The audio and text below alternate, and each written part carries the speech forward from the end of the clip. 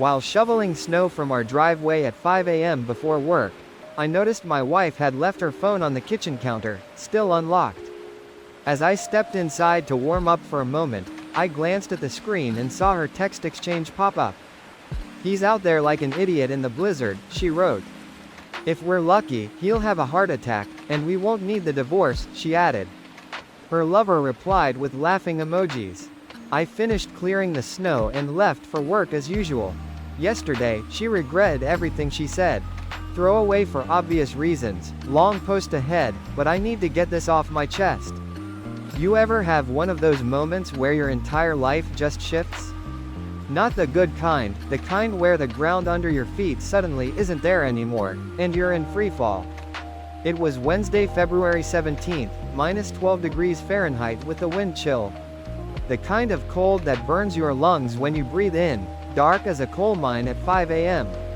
With another 8 inches of snow dumped overnight on our driveway. I remember checking the weather app before bed, blizzard warning until noon. But I still set my alarm for 4:45 a.m., always do. 15 years working at the plant taught me that weather isn't an excuse, you show up. Michelle was still sleeping when I slipped out of bed. 8 years of marriage, and she's never once offered to help shovel. Never even suggested I stay in bed during a storm, just expected the driveway to be clear when she leaves at 8:30. That's how it's always been. I don't mind the work, or at least I didn't. My dad always said a man takes care of his home, his family, it's what I was raised on. Looking back, there were signs, so many signs. The late nights working, new clothes, more makeup. Laughing at texts, but hiding the screen when I walked by, classic, right? But when you're in it, when you trust someone, your brain makes excuses. She's just having a good day, she's networking, she deserves nice things. I was an idiot. So there I was, bundled in layers, snow up to my knees, shovel scraping concrete at 5 a.m. No neighbors out yet, just me and the sound of my breathing, steam rising from my face like an old factory smokestack. The security light on our garage threw this sad yellow glow across the snow. Half the driveway done, fingers numb despite the gloves, needed to warm up for a minute. I stomped my boots on the mat and stepped into the kitchen through the side door. Michelle had left her phone on the counter when she came down for water at some point, not unusual. What was unusual was that it was unlocked, screen still lit up, and a text notification had just popped up. I'm not a snoop, never have been, but when your brain registers your own name in a message, it's like a reflex, you look.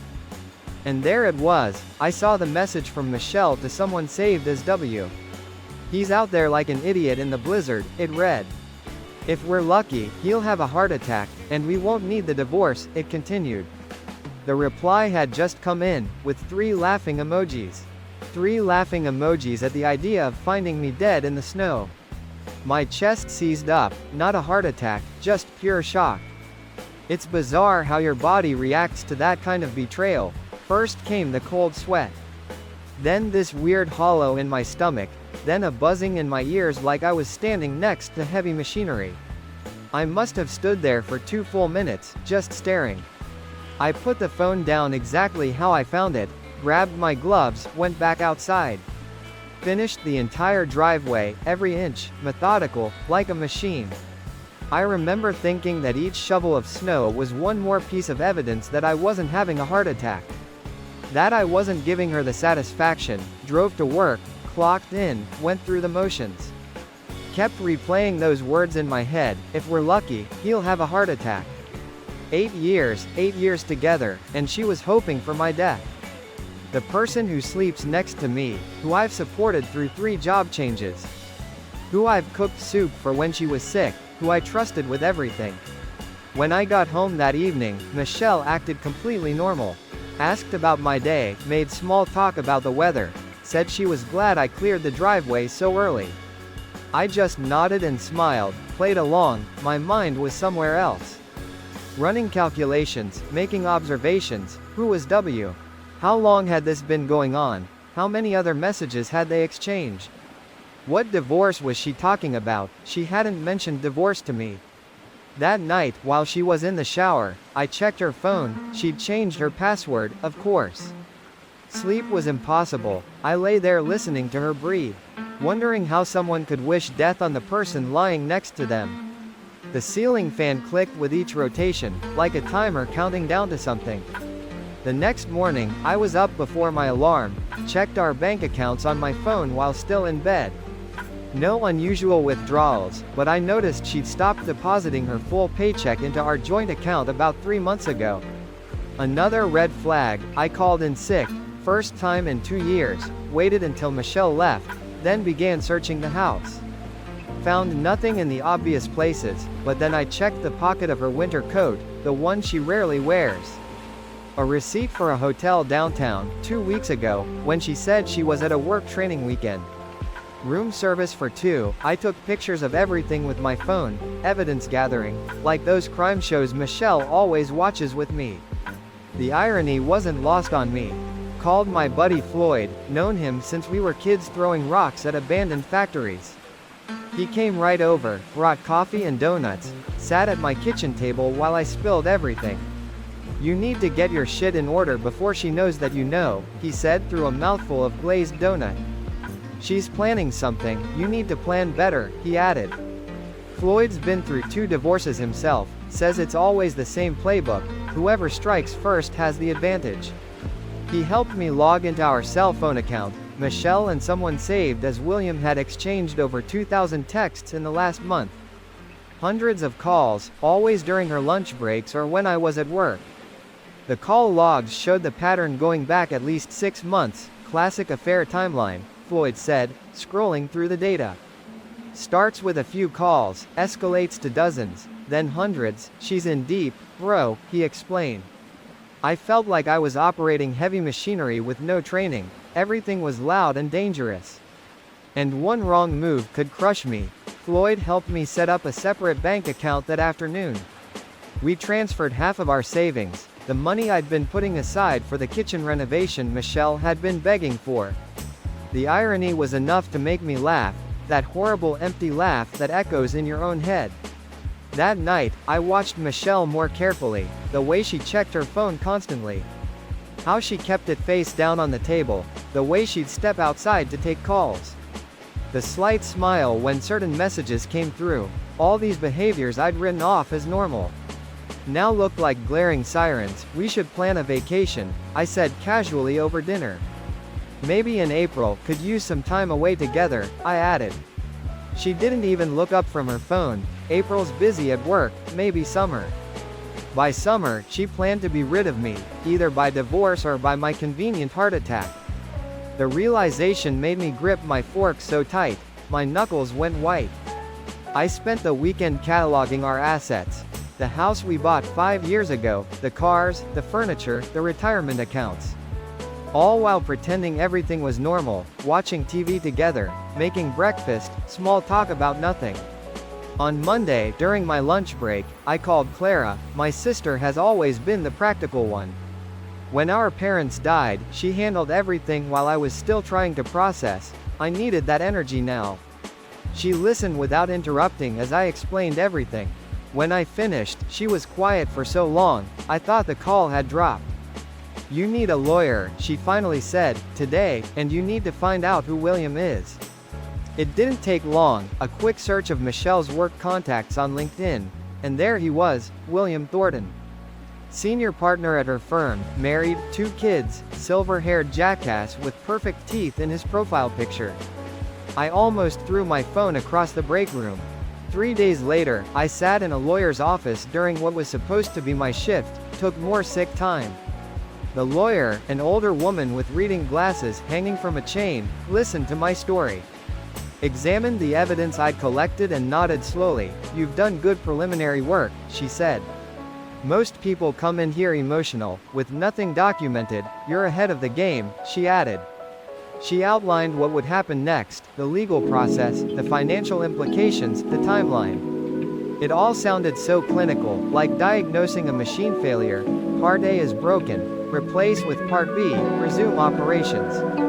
"One more thing," I said as our consultation was ending, "I don't just want a divorce.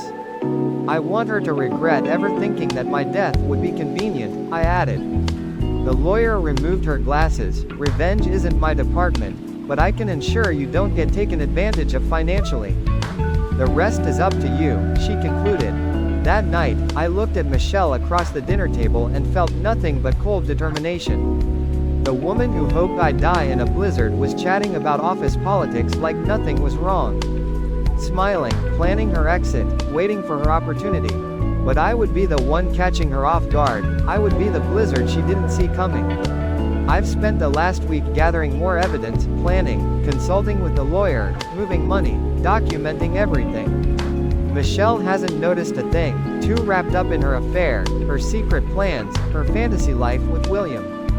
Tomorrow, I start phase 2, the part where I stop being passive, the part where I stop shoveling her snow. We'll update when there's more to share. Thanks for reading this far, Reddit. Feels good to put this somewhere, even anonymous. Any advice from people who've caught cheating spouses is welcome, especially the ones who wished you were dead. Update, first off, I just want to say thanks for all the messages and comments on my last post. Never expected that kind of response. Reading through your stories helped me realize I'm not alone in this shit show. Some of you have been through way worse. Props to the guy whose ex tried to poison his protein shakes. Hope you're doing better now, man. It's been 16 days since I found those texts. 16 days of living with someone who wished me dead. 16 days of pretending everything is normal while systematically dismantling the life we built together. Let me catch you up. Remember how I mentioned consulting with a lawyer? I've had 3 more meetings since then. Turns out divorce is complicated as hell. Like trying to separate 2 engines that have been running together for years, cables and wires all tangled up, oil mixing together, shared parts. The lawyer suggested I document everything, so I bought one of those password-protected journal apps. Been logging every conversation, every suspicious behavior, every time Michelle lies about where she's going.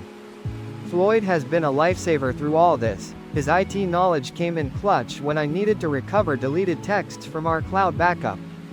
We spent a Saturday afternoon in his garage, laptops open, energy drinks piled up, digging through data while his dog kept trying to sit on the keyboard. Found 6 months of messages between Michelle and William, 6 months. The texts were worse than I imagined, plans for their future together, complaints about me. Detailed accounts of hotel meetups during work trips, and yeah, more jokes about my potential demise. Apparently, my high cholesterol, which Michelle always claimed to be concerned about, was another source of hope for them.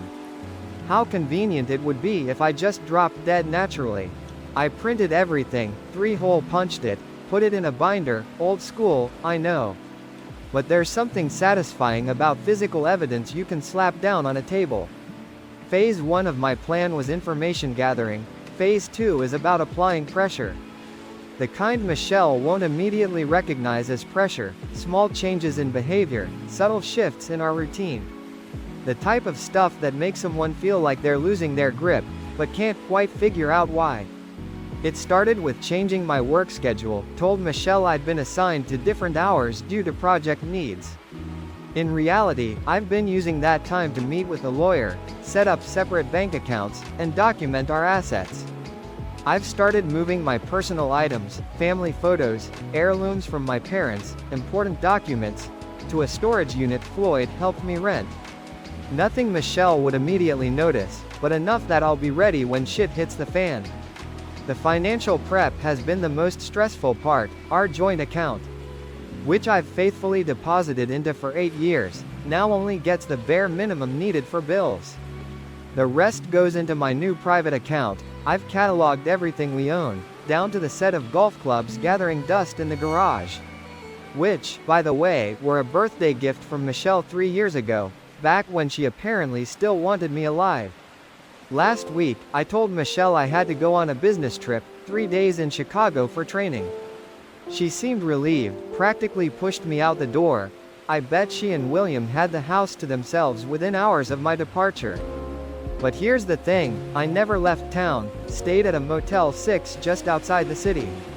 Spent those 3 days meeting with a lawyer, organizing finances, and preparing for what comes next. When I returned from my trip, I set up cameras in our living room and kitchen. Nothing in the bedroom. I'm not trying to catch sex tapes, just conversations, legal in our state as long as it's my property too.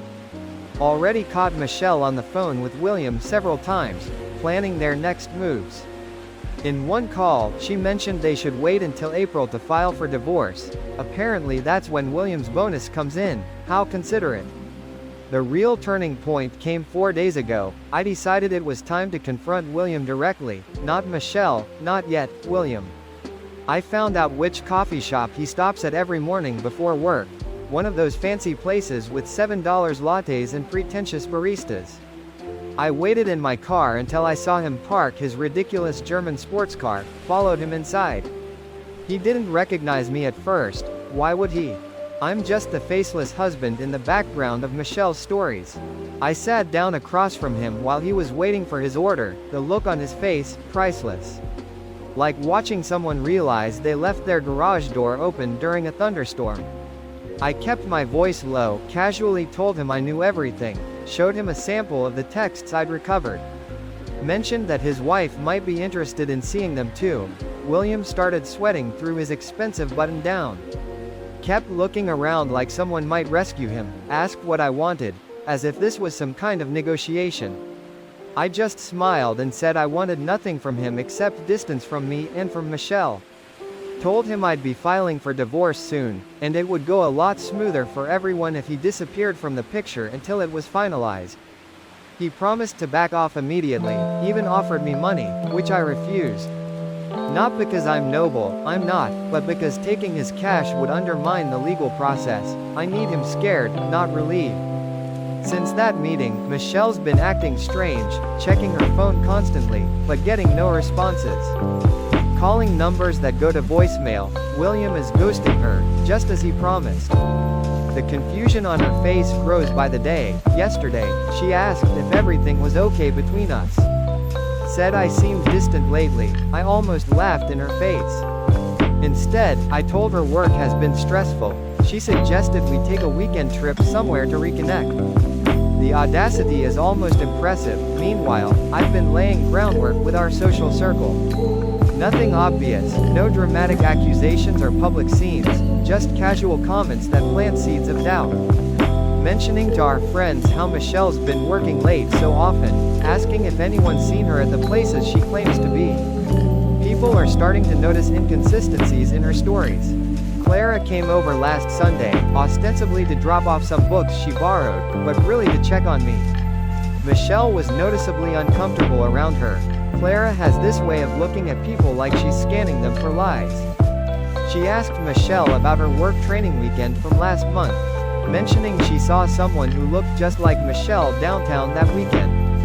Nowhere near where the training was supposed to be. The stammering excuse Michelle gave was painfully unconvincing. The small satisfactions keep me going, like when Michelle's credit card was declined at the grocery store. Because I removed her as an authorized user on our joint card. Or when she couldn't log into our shared Netflix account, because I changed the password. Tiny inconveniences that slowly crack her sense of security. I'll admit, living like this is exhausting. Maintaining the act, pretending I don't know that the person across the breakfast table fantasized about my death. There are moments I almost break, almost scream the truth at her, just to see the look on her face. But the long game is worth it. The complete, systematic dismantling of her comfortable life is worth it. Last night was almost too much, though. Michelle got a call during dinner. From the look on her face, I knew it was about William. She excused herself to take it in the bedroom. When she came back, her eyes were red. She'd been crying. Part of me felt a twisted satisfaction. The other part remembered the woman I fell in love with years ago. And felt a pang of something, not quite sadness, not quite regret, just the acknowledgement that something that once mattered is now dead. I asked if everything was okay. She nodded and mumbled something about a stressful project. The lie hung between us like cigarette smoke in a small room. For a brief second, I considered ending the charade right there, laying it all out. But the moment passed, the plan is working too well to abort now. This morning brought a new development. William's wife called me. Apparently, he came clean to her about some of the affair, minimized version, I'm sure, as a preemptive measure. She found my number in their phone records and wanted details. We're meeting for coffee tomorrow. I've got copies of everything ready to go. William's house of cards is about to collapse on that front too. As for Michelle, the pressure is clearly getting to her. She tried calling William 17 times yesterday, according to our phone records. 17 desperate attempts to reach someone who's cut her off. She's starting to panic, searching for a lifeline that isn't there. I've scheduled a meeting with HR at her workplace next week, not to cause a scene. Just to quietly inform them of an inappropriate relationship between employees that might affect company culture. The policy handbook I found online has a clear section on disclosure of romantic relationships, especially between different levels of seniority. Funny how neither Michelle nor William bothered with that formality. Floyd thinks I should accelerate the timeline, just serve her the papers and be done with it. But there's a method to my approach. I want Michelle to feel the same slow-building dread I felt standing in that kitchen reading those texts. The same gradual realization that everything she thought was solid is actually quicksand. The same helpless panic as every support structure collapses. Is it petty? Absolutely. Justified? I think so. When someone wishes you dead while you're breaking your back shoveling snow for them at 5 a.m. They forfeit the right to a clean, simple divorce. The next phase starts tomorrow. I've already transferred the last of my personal items to the storage unit. Changed my direct deposit information at work, secured all important documents. The lawyer has the divorce papers ready to go. Michelle's about to discover that the husband she wanted dead has been 10 steps ahead of her all along. We'll update again when there's more to share. Thanks again for all the support, Reddit. Dark times, but reading your comments helps. Knowing I'm not alone in this nightmare makes the days a bit more bearable. Final update, date edit, thanks for the awards and DMs. Honestly didn't expect this trilogy to resonate with so many people. For those asking about my mental health, I'm hanging in there. Some days are better than others. It's been 37 days since I found those texts, 37 days of playing chess while Michelle thought we were playing checkers. 37 days of watching her world crumble, piece by piece, like a building during controlled demolition. And now it's done, the dust is settling. Thought I'd give you all the final updates since so many of you have followed this nightmare from the beginning. Quick recap for the new folks. Found my wife texting her lover about how she hoped I'd die of a heart attack while shoveling snow. Discovered their months-long affair. Instead of confronting her immediately, I methodically prepared for divorce. While psychologically dismantling her security, previous posts have the details. Where did we leave off? Right, I was about to meet William's wife for coffee. That meeting changed everything. Allison, William's wife, was nothing like I expected. I'd pictured some meek, clueless woman. But she showed up in yoga pants and a hoodie, hair in a messy bun. With the energy of someone who could probably bench press me if properly motivated. Turns out, she's a former college athlete who now runs a popular fitness Instagram. William had confessed to a brief inappropriate relationship with a coworker, minimizing everything, as usual. When I slid the binder of evidence across the table, Allison didn't cry or freak out.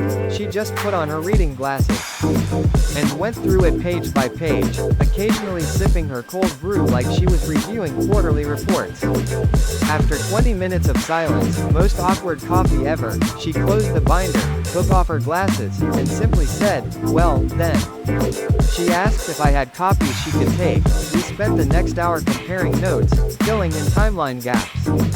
Apparently, William had been acting sketchy since fall, always on his phone, working late, the classic signs we both missed. What happened next wasn't part of my plan, but it accelerated everything beautifully. Allison, who has about 47,000 followers on Instagram, didn't post anything directly about the affair. But that night, she did post a cryptic story about redecorating the house and removing toxic elements. With some heavy metal playing in the background while she packed William's designer clothes into garbage bags. Internet sleuths being what they are, her followers immediately started speculating. By morning, William's social media was flooded with questions. The next day was when everything converged perfectly. I'd taken the day off work, knowing Michelle would be home late. Set up the living room like a corporate presentation, binder of evidence on the coffee table, divorce papers neatly stacked. Screenshots of texts printed and arranged chronologically, even had a PowerPoint ready on my laptop. With a timeline of their relationship, complete with hotel receipts and phone records. Too much? Maybe, but there's something satisfying about good visual aids when your world is imploding. When Michelle finally came home around 7 o'clock, she looked stressed. Checked her phone immediately upon entering, still hoping for a text from William, no doubt.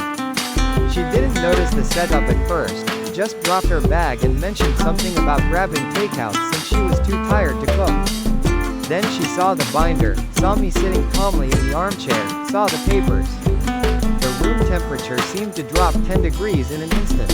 What followed was like watching someone cycle through the stages of grief on fast forward. First came confusion, asking what all this was, laughing nervously like it might be some elaborate joke. Then denial, claiming I was misinterpreting, that the texts weren't what they seemed. Then anger, how dare I go through her phone, invade her privacy, talk to William's wife. I stayed silent through most of it, just clicking through the PowerPoint slides as she ranted. The timeline, the evidence, the text where she hoped for my death, that one I let linger on screen a bit longer. When she finally ran out of steam, I handed her the divorce papers. Told her I'd already moved most of my stuff out, that I'd be staying with Floyd until she found somewhere else to go. Since the house was in my name, another detail she'd conveniently forgotten. The shift from anger to panic was almost cinematic. Suddenly she was crying, saying she'd made a mistake. That William meant nothing, that the texts were just jokes, dark humor. She never meant that she'd never really wanted me dead. I asked if she'd checked her work email today. She looked confused, then grabbed her phone. Her face went pale as she read the message from HR, requesting a meeting tomorrow morning.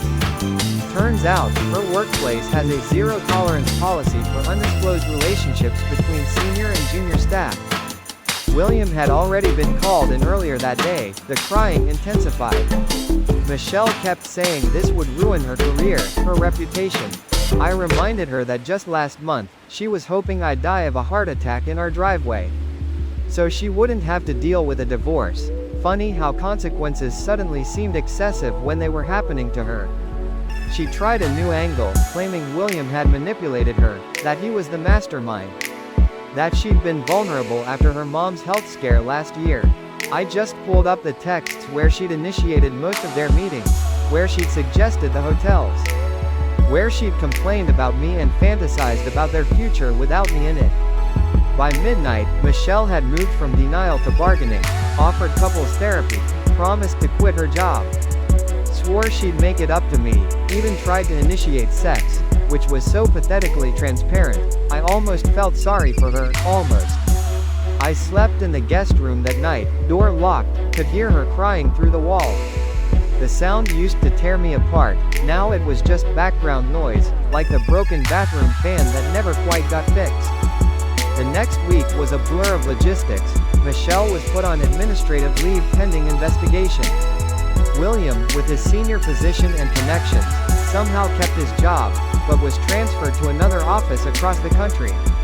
Allison filed for divorce the same day I did, and from what I hear through mutual connections, she's taking him for everything he's worth.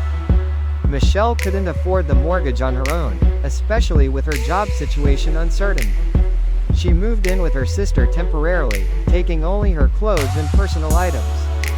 Watching her pack was surreal. This woman I'd shared 8 years with, reduced to suitcases and boxes. Sorting through the artifacts of our failed marriage like an archaeologist at a dig site. The social fallout was swift. Most of our friends took my side after learning the basics. A few stayed neutral, not wanting to choose. Only one, Michelle's friend from college, defended her, claiming I must have driven her to it somehow. That friendship imploded spectacularly during a group dinner. When Floyd, 3 beers in, asked her if wishing your spouse dead was a reasonable response to marital problems. Michelle's family was a mixed bag. Her parents were mortified. Her dad couldn't even look me in the eye when they came to help her move. Her sister pulled me aside and apologized, said she'd suspected something was off for months, but didn't want to interfere. Admitted Michelle had always been the family princess who never faced consequences for anything. Throughout all this, Michelle's attempts at reconciliation grew increasingly desperate: daily texts, tearful voicemails.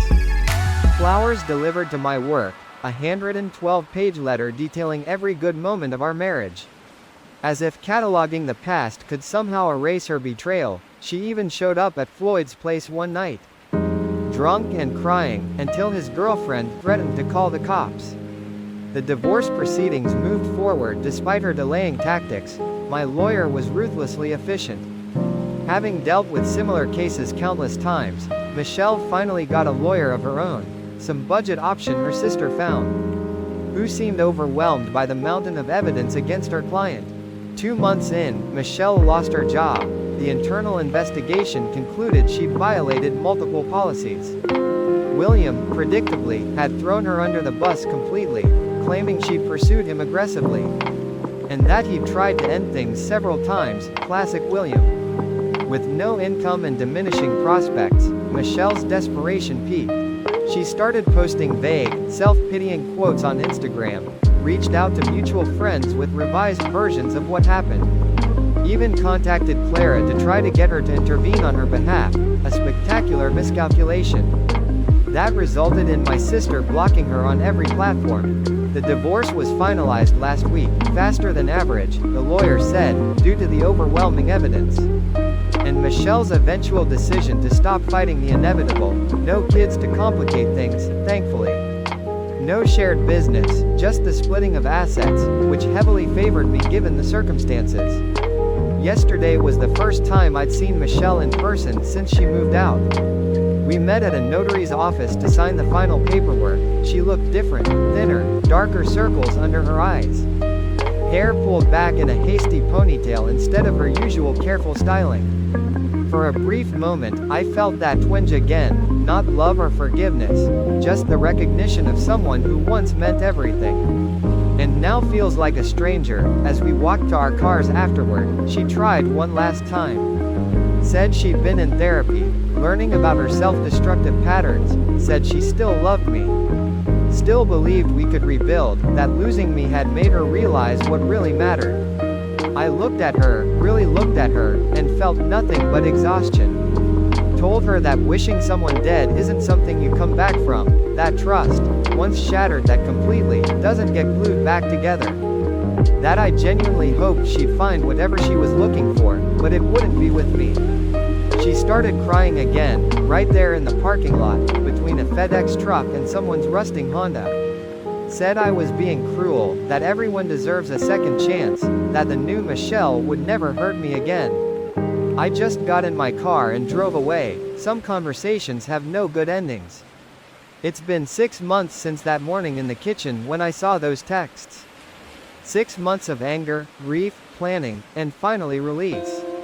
I'm back in my house now, repainted the walls, rearranged the furniture, trying to erase the memory imprints of her in every room. Floyd and I still meet up for beers on Thursdays. He's been solid through all this. The kind of friend who helps you move bodies, metaphorically speaking. Clara checks in almost daily, worried about how I'm really doing beneath the stoic exterior.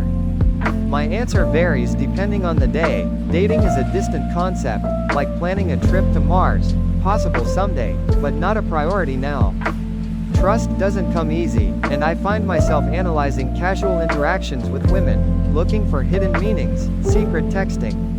My therapist says that's normal, that it'll fade with time. Michelle still tries to contact me occasionally, birthday text, Christmas card, random just checking in messages that I mostly ignore.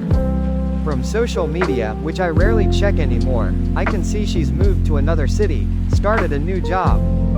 Posted something recently about rebuilding from rock bottom, with some inspirational quote overlaid on a sunset. Good for her, I guess. As for William, karma's a patient bitch. His transfer wasn't the promotion he expected. According to Allison, who I still get coffee with occasionally, trauma bonding is real. He's living in a one-bedroom apartment while their divorce finalizes.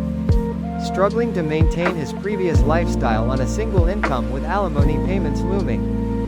His eldest daughter won't speak to him, his country club membership lapsed, small satisfactions.